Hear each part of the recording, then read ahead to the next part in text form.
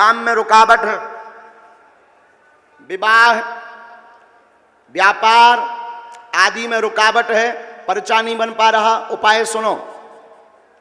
घर पर नारियल बांधो, बागेश्वर धाम पर बांधो तो 100 गुना अच्छा। 2-3 महीने में धाम की एक बार पेशी करना शुरू कर देना। नारियल घर पर बांधकर एक चौपाई नोट करो, रामचरितमानस के किष्किंधा कांड की पावरफुल चौपाई, बहुत पावरफुल, और सबके मुंह पर है, कवन सुकाज कठिन जग माही, जो नहीं हो ही तात तुम पाही। हे हनुमान जी, ऐसा कौन सा काम कठिन है जो आपसे संभव ना हो पाए। इस चौपाई का 108 बार जो जाप करता है, बागेश्वर धाम की 2-3 महीने में एक बार पेशी करता है, बिना पर्चा बने ही उसके जिंदगी में चमत्कार हो जाता है। आप कहोगे महाराज जी तार वाले हनुमान जी के यहां पेशी कर लें। No no no no no no, दर्शन करो। पेशी तो बागेश्वर धाम पर ही चलेगी। पूछो क्यों? हनुमान जी तो सब जगह हैं, हाँ जी या ना जी। हवा भी सब जगह है, हाँ जी या ना जी। हवा है कि नहीं? पर जो पंखा के नीचे बैठता है उसे ज्यादा हवा लगती है, हाँ जी या ना जी। उसी प्रकार हनुमान जी सब जगह हैं। संत जहां तपस्या करते हैं वहां हनुमान जी विशेष रूप से लीला करने लगते हैं। उस धाम का नाम बागेश्वर धाम है। जहां सन्यासी बाबा, दादा गुरु जी, बड़े बड़े चमीटा वाले समाधि वाले बाबा भय, जिन्होंने अपनी तपस्या की, और आज हनुमान जी ऐसा कौतुक कर रहे हैं। हर मंगल शनिवार लाखों लोग आते हैं, रोते हुए आते हैं और बागेश्वर धाम से हंसते हुए जाते हैं। खाली झोली लेकर आते हैं और बागेश्वर धाम से झोली भरकर लेकर जाते। आज दरबार प्रांगण में, पूरे मंडी के इस मैदान में, यत्र तत्र जहां जो खड़े हुए, बैठे हुए, लटके हुए, सो रहे, रो रहे, गा रहे, हंस रहे, खा रहे, पी रहे, जिस भाव में जो जहां बैठे हैं, बागेश्वर धाम की सन्यासी बाबा की सेना को बुलाकर हम यही कहेंगे, जाओ, सबकी अर्जी स्वीकार हो जाए, पर्चा बने या ना बने, जो जहां है वहीं से बागेश्वर बालाजी की कृपा आप सबके ऊपर हो जाए, आशीर्वाद है। अब दोनों हाथ उठाकर बोलो, बागेश्वर धाम की, सन्यासी बाबा की, अपने अपने मताई बाप की, गुरु महाराज की, अशोक नगर के पागलों की, हर हर महादेव। ब्राह्मणों से कदापि वैर मत करो। ब्राह्मण है जो गायत्री उपासक हैं, शिखाबंधन, और ब्राह्मणों से भी निवेदन है, अपने ब्राह्मणत्व को मत खो। आप त्रिकाल संध्या नहीं कर सकते, एक काल की संध्या करो, गायत्री मंत्र का जाप करो, शिखा रखो, तिलक लगाओ, मुख से गालियां मत बको। और जो ब्राह्मण इन नियमों पर चलता है तो राजा तो केवल अपने देश में पूजा जाता है, पर विद्वान सर्वत्र पूजा जाता है। विद्वान की सर्वत्र पूजा होती है, सभी जगह। और बड़ा सुंदर अवसर चल रहा, अभी महाराज आपको बताएं, पितृपक्ष का महीना चल रहा है। कौन सा महीना चल रहा? पितृपक्ष का महीना चल रहा। और पितृपक्ष के पावन माह में हम भागवत कथा सुन रहे हैं। अगर आपने पितृपक्ष में कोई भी सत्कर्म किया, उसका 1000 गुना फल प्राप्त होता है। लेकिन आजकल हमने देखा कि आजकल पितरों के ऊपर ही लोग विचित्र कमेंट करते हैं। मैं प्रार्थना करूं, पितृपक्ष में पितरों के निमित्त जरूर जियो। अगर अपने जीवन में शांति चाहते, कई बार पितृदोष होता है, हमें पता नहीं लगता। पितृदोष के लक्षण सुनो। पितृदोष क्या कहलाता?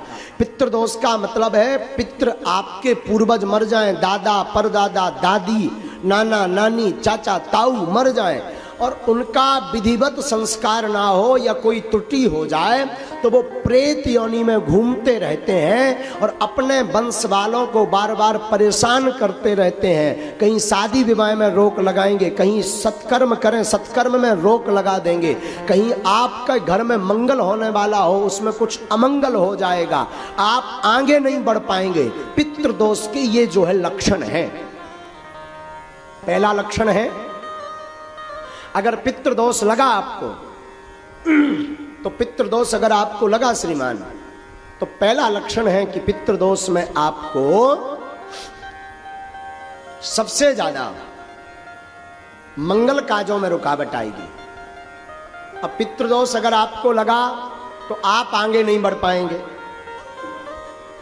पितृदोष अगर आपको लगा तो श्रीमान पितृदोष के कारण आपके घर में निरंतर कलेश रहेगा। कलेश जानते, लड़ाई। अब पितृदोष अगर आपको लगा तो आपके घर में कभी भी धन संपत्ति नहीं रुकेगी। महाराज ये कैसे पता लगे कि ये पितृदोष है? तो सुनिए, बार बार स्वप्न में मरे हुए लोग दिखाई दें, या बार बार स्वप्न में पूर्वज दिखाई दें, अथवा बार बार भोजन करते समय भोजन में बाल निकले, सिर का बाल निकले, अथवा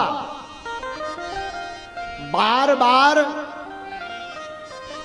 कोई भी प्रयत्न करने से सफलता प्राप्त ना हो, तब समझ जाना चाहिए कि आपके ऊपर पितृदोष है।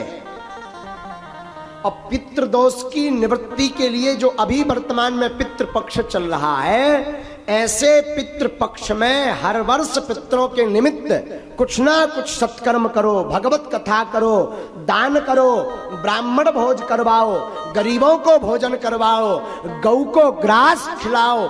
ऐसा करने से और पितरों को याद करने से पितृदोष से मुक्ति हो जाती है। लेकिन आजकल हमने देखा इसे कई जो है कम बुद्धि के लोग, हीन बुद्धि के लोग पितृपक्ष को ही मजाक में ले लेते हैं। कहते ये सब कपोल कल्पना है। मेरी व्यासपीठ से प्रार्थना है श्रीमान, पितृदोष से निवृत्ति चाहिए तो पितृपक्ष में सत्कर्म जरूर करिए, वरना आप एक नहीं 100 मूड के हो जाएं। अगर पितृदोष लगा तो जीवन में आप कभी भी सफल नहीं हो सकते। एक बात। दूसरी बात, शायद धोखे से एक बार सफल हो गए। देखो, प्रतिष्ठा प्राप्त कर लेना कठिन नहीं है आज के सोशल मीडिया के जमाने में, नाम कमा लेना कठिन नहीं है आज के जमाने में, पर प्रतिष्ठा को स्थिर रखना, उच्च स्तर पर बने रहना बड़ा कठिन है। इसलिए पितरों के निमित्त जरूर पूजा करो। अगर पितरों की आपको स्मरण नहीं है कि हमारे पूर्वज कब खत्म हुए थे, किस तिथि को खत्म हुए थे, तो अमावस्या के दिन ब्राह्मण भोज करवाओ, भागवत करवाओ, सुंदरकांड का पाठ करवाओ। आपके पास धन नहीं तो सत्यनारायण की कथा सुनो। आपके पास बिल्कुल गरीबी है तो घर पर बैठकर पूरे परिवार सहित भगवान नाम का संकीर्तन गाओ। और ज्यादा गरीब हो, ब्राह्मण भोज नहीं करवा सकते, तो गौ माता के लिए घास लेकर के पितरों के निमित्त गौ माता को घास खिलाओ। इससे भी पितृदोष से मुक्ति मिलेगी। और एक बढ़िया उपाय बताएं। पूर्वजों को तो लगभग सब मानते होंगे, शायद पूर्वजों को आप मानते हैं और आपको लगता है कि पितृदोष है और इतना भी नहीं कर सकते, तो पितृपक्ष के 15 दिन पितरों की दिशा है दक्षिण दिशा। पूर्वज कहाँ निवास करते हैं? दक्षिण में। वैसे तो 15 दिन तक उनको जल दें, 15 दिन तक उनके नाम का दीपक रखें, 15 दिन तक दक्षिण दिशा में उनके नाम का भोजन रखें। लेकिन एक बात बोलूं, अतिशयोक्ति नहीं होगी। जियत पिता को दीन ना नीर, मृतक पिता को हलवा खीर। जब तक बाप जिंदा रहो सो पानी नहीं पिलाया, और पिताजी मर गए सो हलवा खीर खवा रहे। हमारे पिताजी कौवा बन के आएंगे और कौवा बन के खाएंगे ठठरी के बरे है? जब तक बाप जिंदा रहा तब तक पानी नहीं पिलाया, और मर गया तो कह रहा कौवा बन के आएगा। कौवा को अंग्रेजी में क्या कहते हैं? क्रॉक्स। हाँ, जो भी हो समझ जाओ। है? तो जियत पिता को पानी नहीं पिलाया, मर गया तो बाप कौआ बन के आएगा। और सुनिए, जियत पिता को दंगम दंगा, मृतक पिता पहुंचाए गंगा। जब तक बाप जिंदा रहा तो मारपीट करते रहे, और बाप मर गया सो गंगा जी सपरा रहे ठटरी के वरे। है हमारी प्रार्थना है, मरने के बाद पितृदोष का विधि तो करो, पर जीते भी पितृ कृपा प्राप्त करने के लिए माता पिता की जिंदा में ही सेवा करो। हाँ।